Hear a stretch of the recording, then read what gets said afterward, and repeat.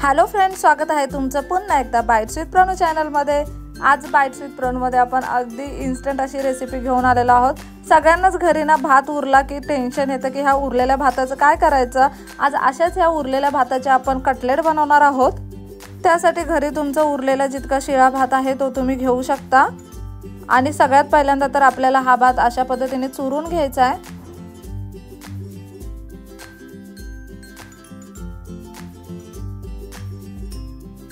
तुम्ही हाताच्या साहाय्याने सुद्धा चुरू शकता किंवा तुम्ही मिक्सरला सुद्धा लावू शकता। डायरेक्ट एक घेर करून घ्यायचा मिक्सरला।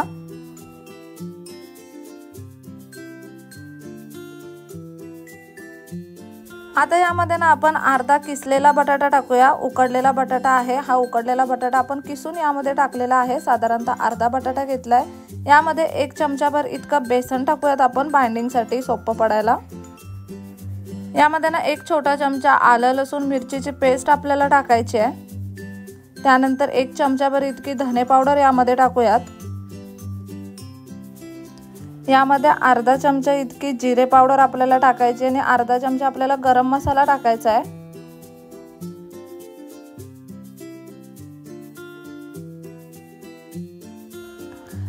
आता यामध्ये 1 चमचाभर इतका आपण लाल तिखट टाकून घेऊयात। पाव चमचाभर हळद आपल्याला यामध्ये टाकायची आहे।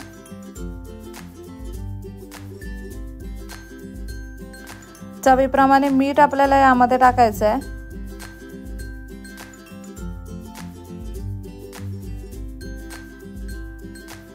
आता इथे 1 छोट्या आकाराचा कांदा आपण बारीक चिरून घेतलाय तो यामध्ये टाकलाय।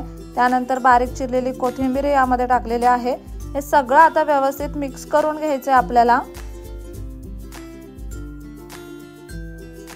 हे मिक्स करताना पाण्याची अजिबात आवश्यकता नाही। तुम्हाला जर लागलंच तर अगदी किंचितचं पाणी तुम्ही घेऊ शकता, पण शक्यतो पाणी लागत नाही।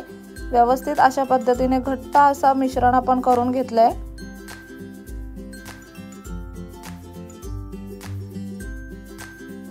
इथे तुम्ही पाहू शकता मिश्रणाचा व्यवस्थित घट्टसर असा गोळा आपण करून घेतलाय।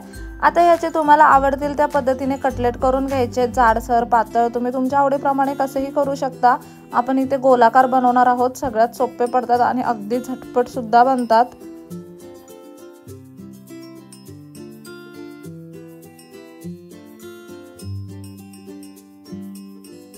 अशा पद्धतीने हे सगळे कटलेट आपण आता तयार करून घेऊयात।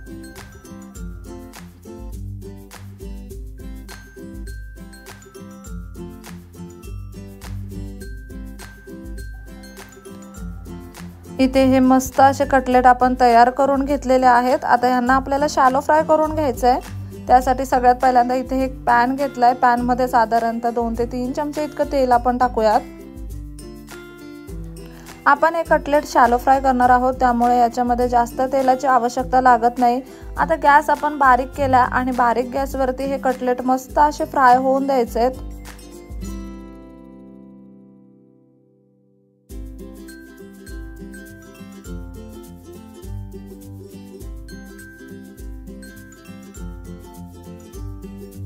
एका बाजूने कटलेट छान असे फ्राय झाले कीच आपल्याला ते पलटायचे आहेत आणि दुसऱ्या बाजूने सुद्धा फ्राय करून घ्यायचे आहेत।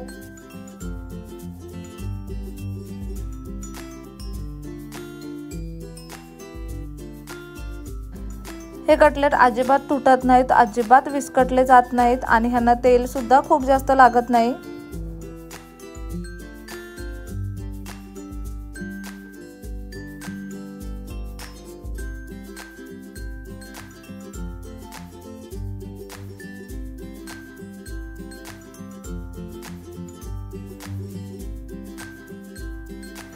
इथे तुम्ही पाहू शकता दुसऱ्या बाजूने सुद्धा कटलेट मस्त असे शॅलो फ्राय झालेले आहेत। दोन्ही बाजूने अगदी कुरकुरीत बनलेत हे वाले कटलेट।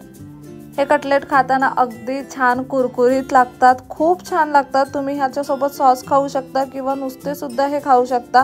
ह्यासोबत सॉसची किंवा चटणीची सुद्धा गरज नाही लागत, इतके ते चविष्ट असतात।